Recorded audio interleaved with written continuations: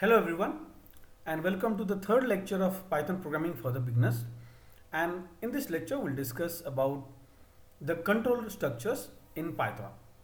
So from this point onwards we will see the mostly the Python scripting, and we'll see how the programs are written in Python, especially while taking care of writing each statements and in structures in Python. Okay, so before moving to the the control structures in Python, we first see let us see a generic cases of different patterns in algorithm or in the patterns in algorithm writing. So there are three cases or three patterns of algorithms generally appear for any program. First is sequential. So when we say sequential, all the statements that is present in the program are executed exactly in the order they appear in the program. So sequential doesn't have jumps or anything else. So all those statements sequentially executed in the program. So that is called sequential programs. Next is conditional branching, where not all the statements in the programs are executed sequentially one by one or one after another. There will be some condition or some statements which might have a condition, and based on the condition a selected set of statements are executed, not all the statement. So there won't be a sequence, there will be a break in the sequence based on a condition. That's why that is also called conditional branching or a selectional statement. So we select a set of statement to execute based on a condition, not all the statement which are following the condition. Third type is an iterational, where there is a set of statements or set of task, okay, set of statements present in the program, but that statement are to be executed for a repeated number of time for the different values that is been held by a particular variable. We will name, generally we know that variable is called as an iterator. So for a different values of iterator, a set of statement are to be repeated, that is to be executed repeated number of time. So it is not advisable to duplicate this statement in the program and execute in a sequential manner. So we have control structures like iterators or loops, okay, which help us to execute a set of statement a given number of times. So that is the third kind of pattern, that is called loop pattern or a iterational pattern. So here is an example which is sequential. The program is sequential. Why? Because there is no statement which can branch to any other statement, okay, or any conditions involved. So all the statements in this program are executed exactly the way appear in this program. So first it prints that enter 4 scores, then it takes the first scores, second score, third score and fourth score, then followed by summing of all the scores and storing in the total underscore run, then calculating the average and storing in batting average and printing batting average. Exactly this sequence is followed, okay, when this script is executed. Okay, so this is an example of sequential program. One more example of sequential program where all the statements executed one after another in a given sequence in the program. And this program also demonstrates that how to use the Python library functions. So the first library function that we use here is the math library function. Here what we need, the pi value, and pi value up to the accurate value of pi is already been stored as a variable pi in the math library function library. So we can import math library, and using math library we can access to the pi through dot operator math.pi, and you can use in our program. Okay, so this is an example, also shows that how we can import or I can include a library of Python. So however, this we are discussing about the sequential program, so this is also a sequential program.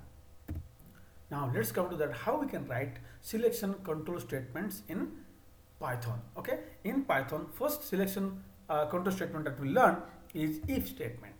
Okay, so if statement, everybody knows that it based on a condition, a set of statement is executed if the condition is true, and a set of statement executed if the condition is false, and that is else part, that is optional. Okay, so here is the syntax for writing an if else statement in Python. If condition colon statements, optional part else colon statement. That means if the condition is true, thus this statement which is under if is going to execute, and if it is false, then the statements under else block, okay, are going to execute. Here is an example of simple case with one statement under each block. If grade greater than equal to 70, then print pass, else print fail. Exactly. So you can see that the block statement of if or else part begin with the colon. This colon is important. One more thing need to be very carefully observed while writing if else control structure is the indentation, because the indentation is very much significant in Python. It is not all insignificant in other programming languages like C, C++, where we can give any number of spaces because they ignore the spaces. However, Python does not ignore the spaces. That's why if you give equal number of spaces to a particular set of statement, those statements are grouped into a single group, or you can also say a single block. So here is an example of valid indentation. If condition, then statement 1, statement true. So let's say statement 1 and 2 both are under the true condition, okay, if condition. So they should have, both should have the equal number of spaces, have the same number of spaces. That indicate that these two are belongs to one block or one group of statement. Similarly, else part also belongs to this if else condition, so this would also have same. If there will be any different in the space, that statement may generate error, because that indicate that this statement doesn't belong to this group. Okay, here it is also another case that, okay, see here, else part may or may not have the same as the if part, okay, same space if part, but all the statement under a particular part like if pass else part should have the same spacing. That is most important. Okay, so here an example of invalid spacing, you can see that. Okay, so there is a space, additional space here, else part both the statements are having different spaces, so this kind of things are not allowed. Here if else should begin from the same position because they belongs to the same block. Okay, not if and else should be of different block. Okay, so that is how, and this can be well understood by an example and demonstrate that how it happens. So let's see an example right here to demonstrate how it works. Let's say we'll take an integer input,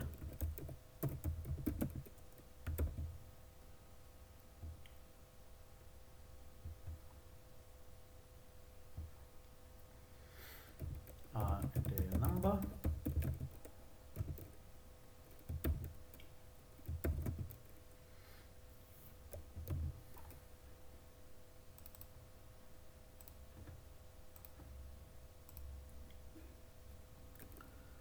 now if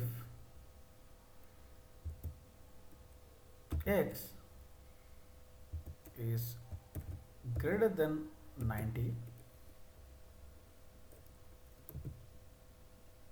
let us make it 100 colon. So in the editor, whatever the popular editors for Python, when you write colon and press enter, automatically the control will take to a new block. You can see that automatically comes here. It should indicate that a new block is beginning. So better you use that the built-in the blocking style of the editor to write your statements, or you provide the equal number of spaces for the group. Okay, so I'll just print here. Let's say I'll say x equal to, let's say I'll do x equal to x plus 100. Okay, and I'll write print x greater than 100. Right. Now else must begin exactly in the same block as the if. So this if and else are belongs to same block. Okay, same control statement. So their spaces or indentation should be same. Not that if I'll provide a space here, okay, here it will be incorrect. It indicates that this else is not part of this if statement. Might be the part of some other statement. And since you do not find any other if statement for this of the same block, it will give a generate an error. So this should be correct. So then colon, when you press colon, automatically when you press enter, the control will shift to the exactly the same alignment or same indentation of the group. So we can print here, let's say x less than 100, just to demonstrate how this indentation works. Alright, so let's say 120. Alright, now let's see, let me, what I'm doing is that, let's say what I will do here, I will just give some, change some indentation here. Let's see what happens. Yes, inconsistent use of tab and spaces in indentation. So it clearly indicates that, okay, there are two statements under if statement and both are having different spaces. That indicate that cannot be possible. Okay, so that's why it wants that we have to check the spaces. Now sometime also it may happen that we will give 1 2 3 4, okay, 4 spaces. So a tab here, 4 spaces. So still both are not correct because this is a tab, this is 4 spaces. So we'll still get error because there is inconsistency. All should use, if you're using space, use space for all of them. Like here also 1 2 3 4, here too 1 2 3 4. Then fine, all the statements which are under a same group or same control structure should have the same type of space, either tab or spaces. Now it will work. However, if it is a combination of a tab or spaces, then definitely you will get indentation. So indentation has to be given very carefully here, otherwise you are going to get errors, okay, or you may get undesired outputs. Now if I will do, let's say I'll do one thing here, we have else, I'll write print, say out of structure, out of control structure, okay, and I'll do this right here. Okay, so indented, again I see unindented doesn't match the outer indentation level. So it here, even if it is out of the let's say control structure, it is saying that it is not matching to any of the group. So I have only two groups of indentation here. One is this statement, number 1, number 2, and number 3, and here, and which are the statements which are under the if else block. Okay, this. So it is neither belongs to this group or that, this group or that the block group. So that's why it is giving an error right here. So it has to be either like this, or it's saying that it has to be like this. Only both cases are acceptable. So indicating that we get a different error. Okay, indicating that you have to maintain the indentation properly. This is the idea here. So in Python the indentation is used to associate or group the statement. So that's why your indentation is very important here. Next is the nested if statements. When we have multiple cases to be checked, so we can use nested if else statement like here. So if condition colon the statements under if condition else, then under else we have if. So the if else condition under else begins a new if else condition structure. So they should be exactly in the line of the statement which are belongs to the first if else block, the number 1 if else block. You can see that. So if else are exactly in this line. If you don't miss this line, you'll get error. Now let's say the statements under this if else block starts in this line. So all the statements, all the if and conditions, or all the statements under this nested if else structure should begin from the same line. This should be maintained, this indentation. So here indentation type 1, okay, type 1, type 2, type 3, all has to be maintained, okay, consistently, otherwise you will get an error. And here is an example so of this nested if else type. If grade is greater than equal to 90, print grade A, okay. Else if grade is greater than 80, print grade B. Then else if greater than 70, print C. Else if greater than 60, print D. Else F. So you can see that this is the first block, okay, where first if else conditions appears, and this indicate the group of statement which are under the first if else statement, so they are in one indentation. Then these lines indicate that they are under the statement, they are under the the statements which are under the second if else block, okay, so they maintain a single indentation. Similarly, printing C and this if else are under, okay, the statements under this if else block, okay, nested if else block, so all are having same indentation, then it is going to, otherwise we will get an error. Now sometimes we need to check multiple condition. We can use else if ladder also, okay. So here else if ladder is very easy to use. If condition, then elif, elif, we write elif condition, then statements, elif condition statement, and it would mean and with the else, okay, the last condition will be else. So we can also alternatively else if ladder.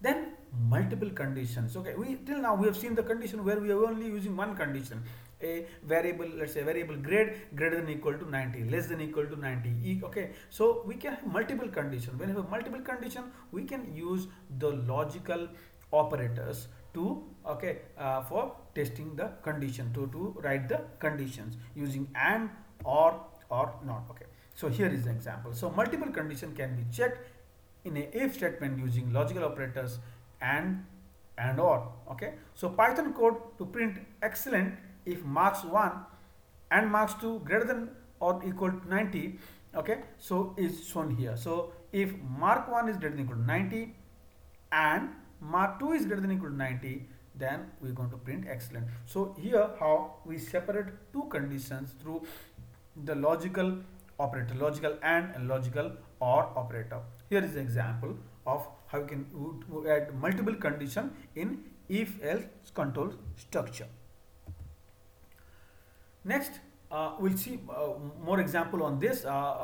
Before going to the iterative control, let's see one more example under this for selection statement. Say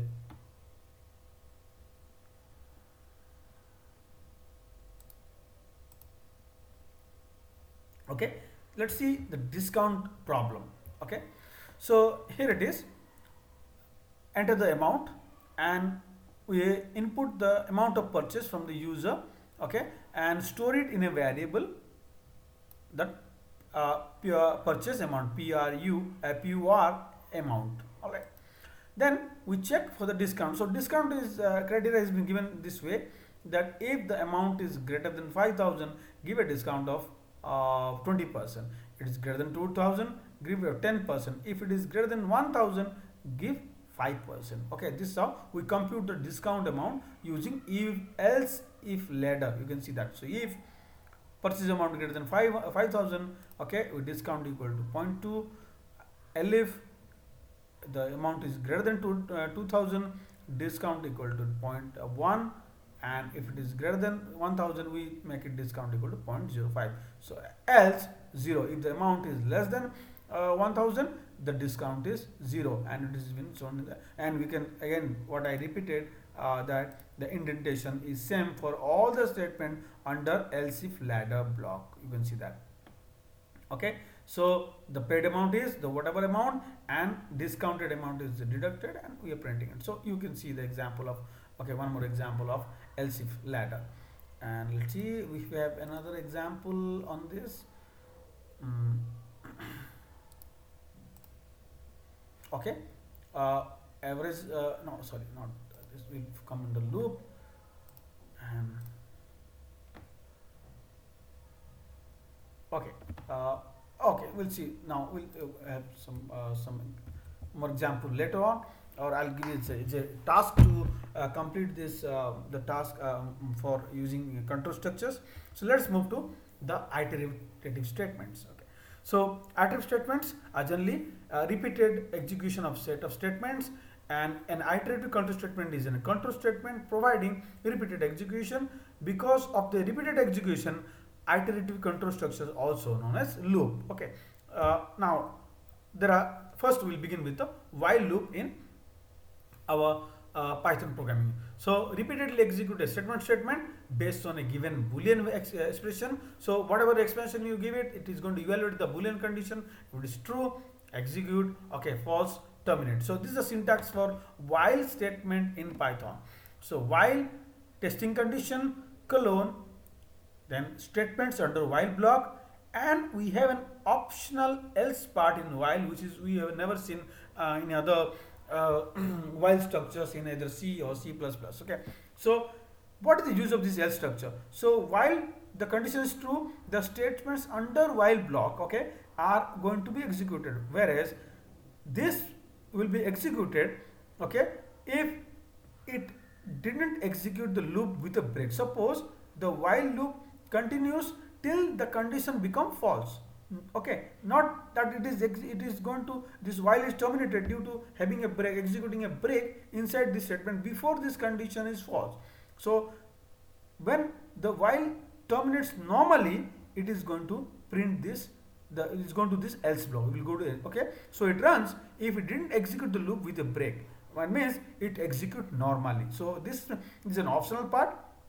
You can mention it or may not mention it. So this will be executed when the loop execute normally. So it is required for so many cases. We see that if loop execute in a we execute normally, we want to print something like, oh yeah, end of the at the end of the loop we find this value, okay, or that value. All right, so that kind of things are helpful here. So an additional condition, additional structure to the while loop else is given by is provided in Python.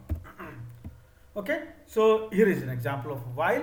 So for sum of first n number, so sum equal to 0, current is the counter, so current equal to 1 and n equal to 3. So while current less than equal to n, we have two statements under it, sum equal plus current, and current is increment counter, so it is incremented to 1. Okay, so this shows the step-by-step process of how while works. Okay, we'll not see into that, and we'll go to another example of while.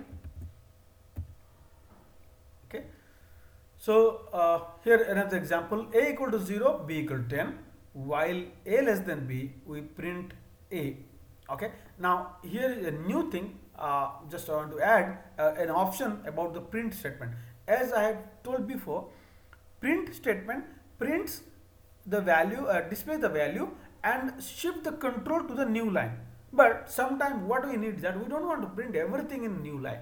We want to print a sequence of values in the same line, and we want to jump to next line whenever it is required. Okay, say for example here I want to print all the values, okay, till a is b. All right, so I want to print all of them in the same line. So for that we can write an option in the printf, okay, at the last option, at the last of all the values that you are printing. So for example, you are printing some values a, b, c, d. So a comma b comma c comma d. At the last part we write end equal to space.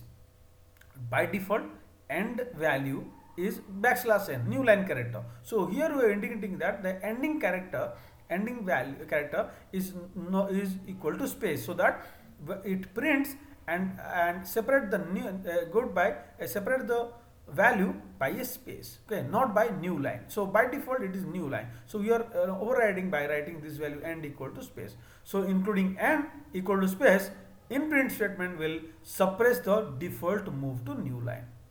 Alright, so you can use it whenever we want to print all the values. Okay, the values, so generally we need within a loop we are printing a list of element, and if you do just to print, it may print all the values in a new lines. Okay, so we want all the values under a loop to be printed in the same line, so that we can do by including and equal to space to print the values in the same line. Next, the use of break, continue, pass and loop else part, and we'll see the loop else part in more detail here.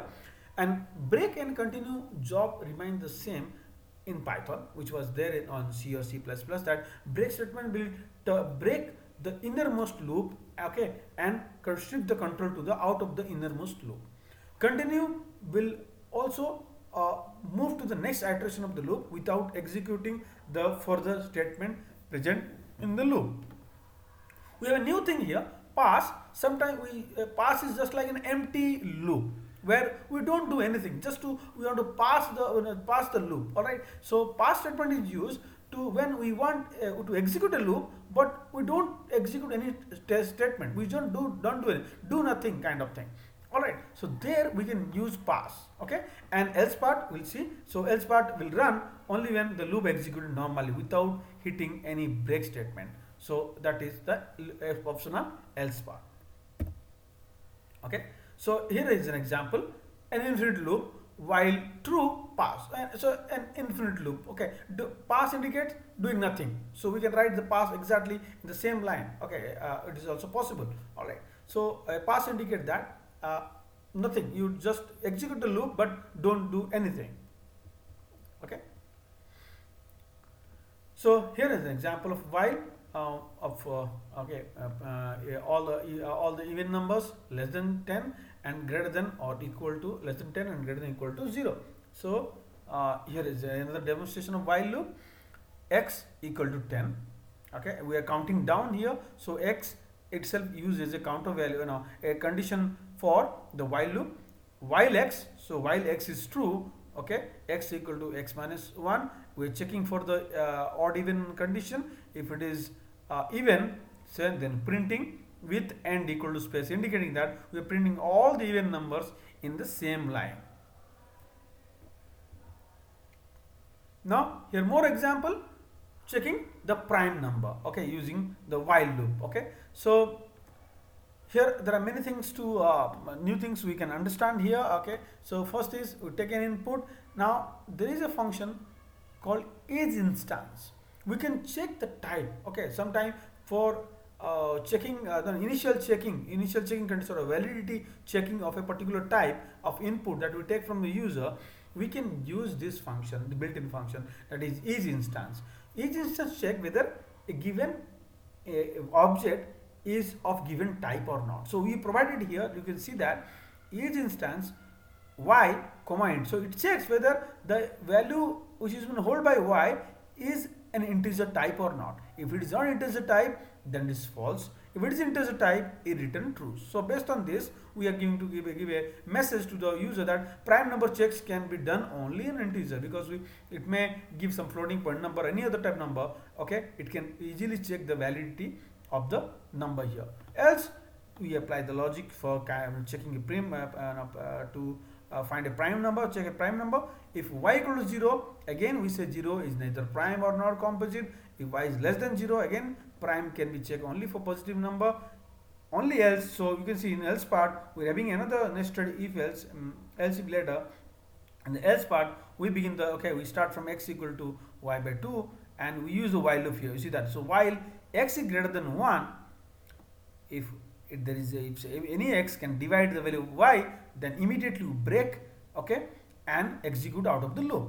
Okay, and don't do anything, because we are going to only print here when the program is prime, the value is prime. So there is an optional else part here, you can very well check it. Okay, so we have this while, this else belongs to this while, so optional else part of the while loop. So what happens here? So the control will come to this statement under else part of while only when this loop execute normally. That means when this condition is false.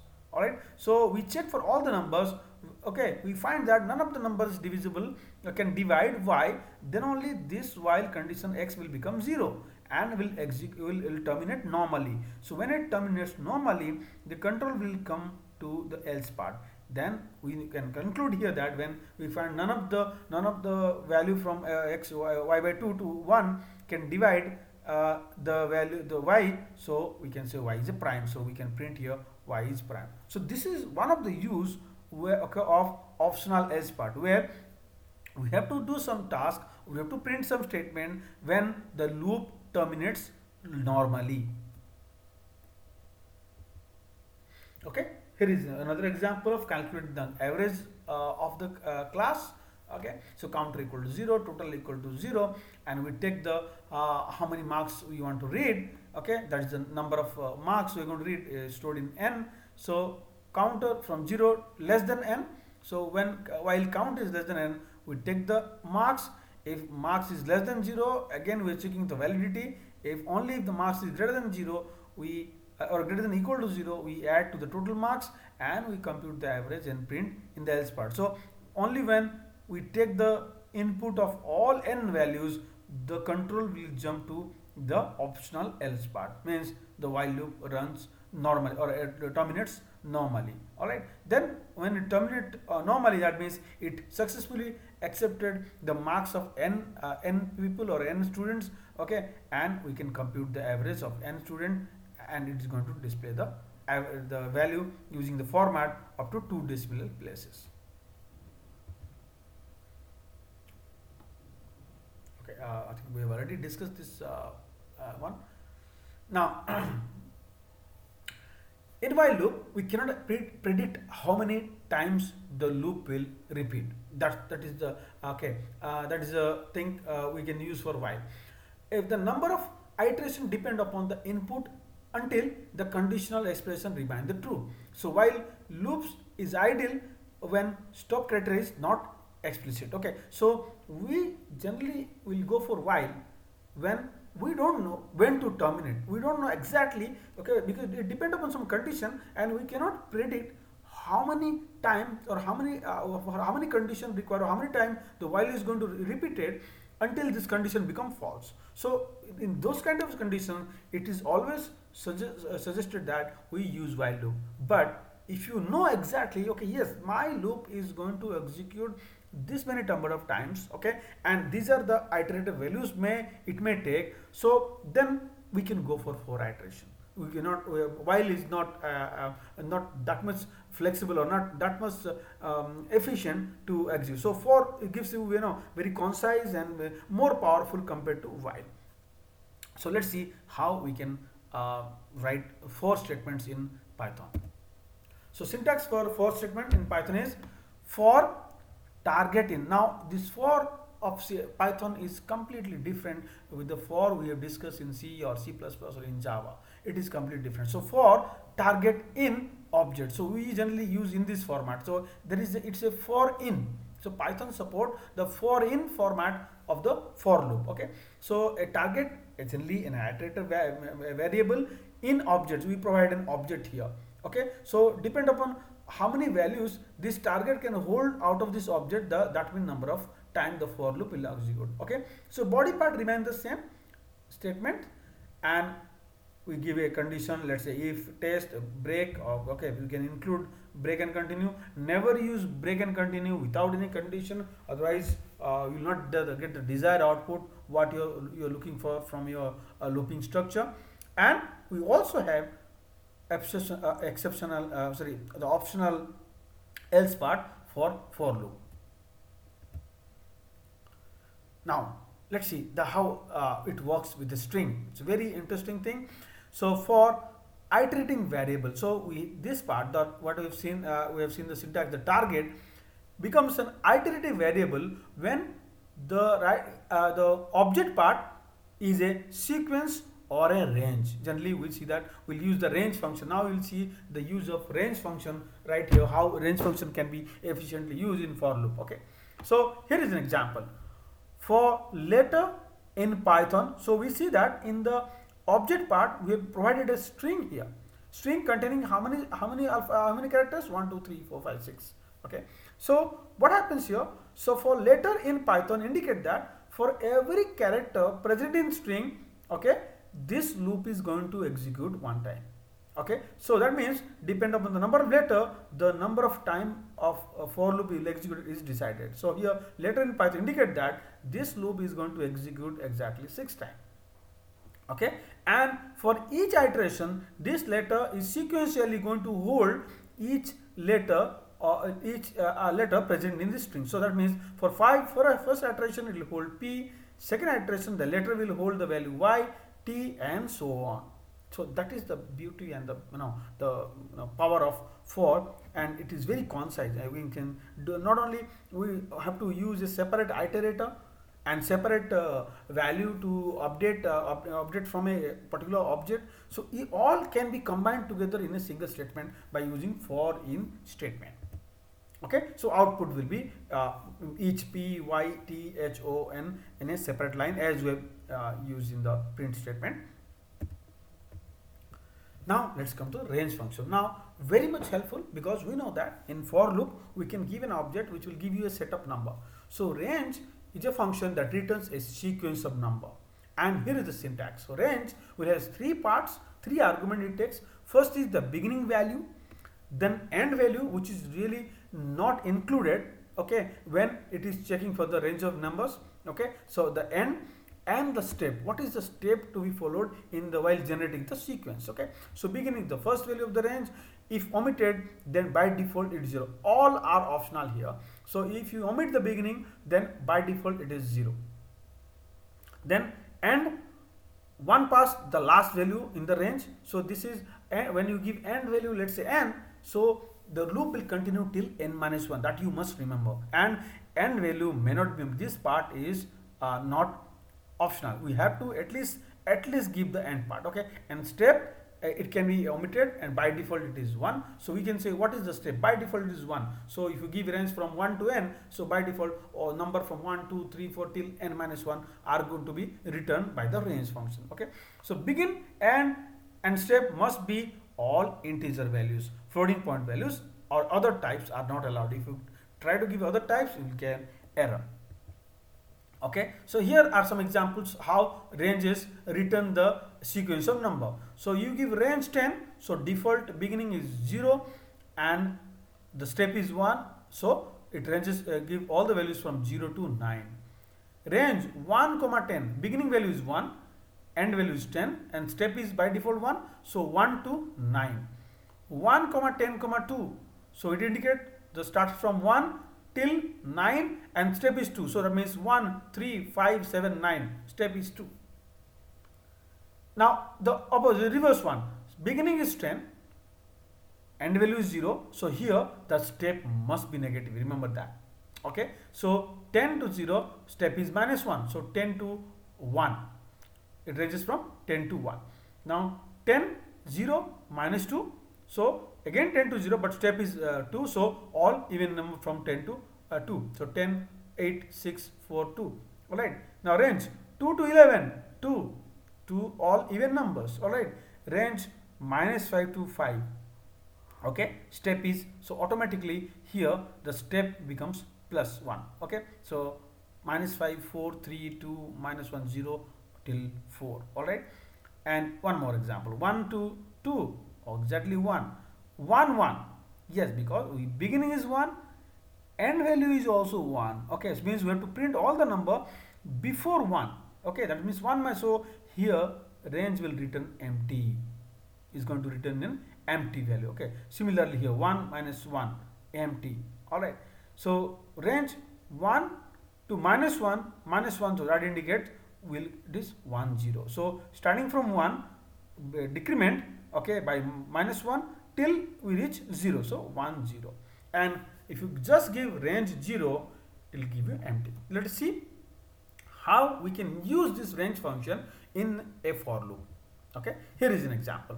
For n in range 1 comma 6, that indicate that this range is going to return a sequence of number from 1 to 5, and for in each iteration or in each pass, the n is going to hold one value of the from the sequence of the number returned. So in the first pass, n is going to hold the value 1, second pass 2, third pass 3, so on till 5. So we have a printing n, will get the value 1, 2, 3, 4, 5, because these values are held by the iterator n in each pass. So this is the first use of range. Okay, another example, printing the even values using range. So for I in range, start from 2, okay, and till 10. Okay, so 1 less than 10, and step is 2. So it is going to print 2, then I is incremented to 2 plus 2 4, then 4 plus 2 6, then 6 plus 2 8, and 8 plus 2 10, so 10 is not included, so it prints 2 4 6 8. So this is how a for iterator or for a target in object works with object part as a range. So range in this way provides a sequence of number over which an iterator, for this case I, iterates, okay, over these numbers. So this is so syntax is very concise.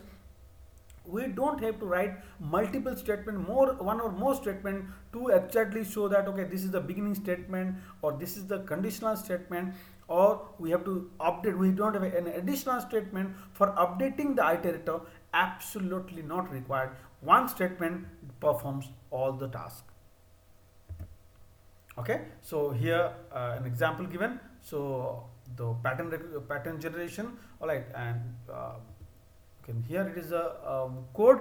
Okay, take the input value, what is the value of the number of rows, and that's the outer loop for I equal to, okay, from range 0 to n, and inner loop generates from 0 to I minus 1 to print the hash. Okay, and we are printing the hash, okay, in the same line, and when the innermost loop executed, we are printing just a blank print, indicate that we are just shifting the control to the new line so that we can print this pattern. So here is one more example of nested for loop and using the range function.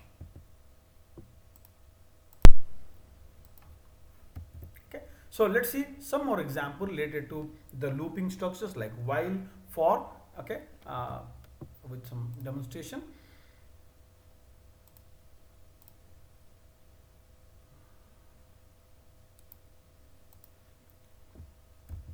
Okay, so here is an example to convert a binary number into decimal number.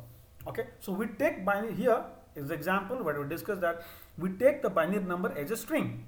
Okay, from that number we convert back into okay, decimal number. All right, so here is the case. So first we take the input, okay, binary string as a string format, and we initialize DAC, the decimal number equal to 0. For B in binary, so binary is a string now, binary variable is holding a string now, so depend upon how many characters are present within the binary, so B is going to take each value one by one for each iteration or each pass of this loop.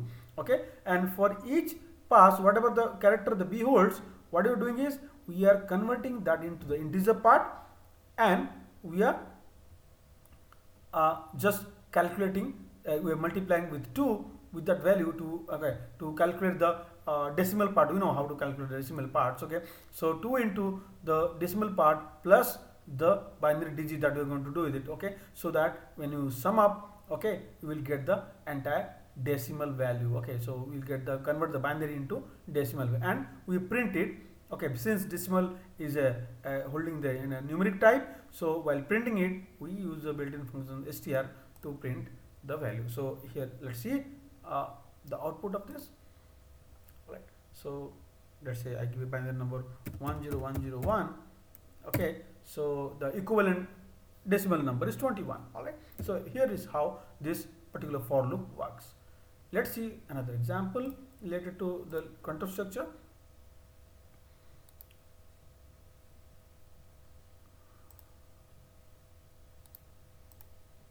Okay, so calculating factorial.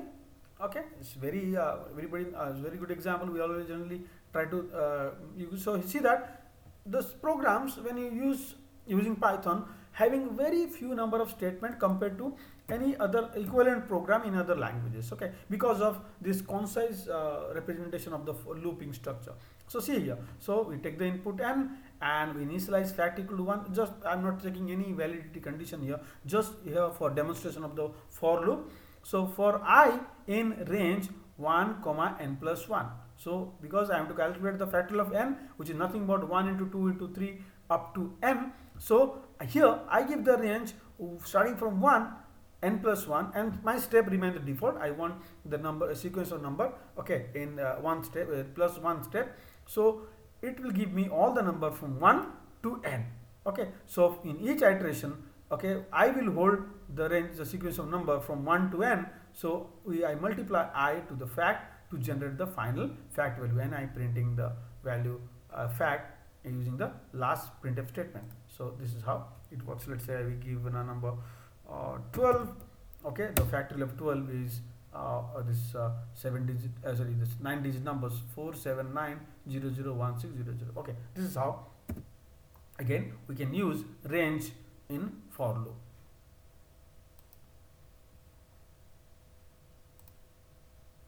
Okay,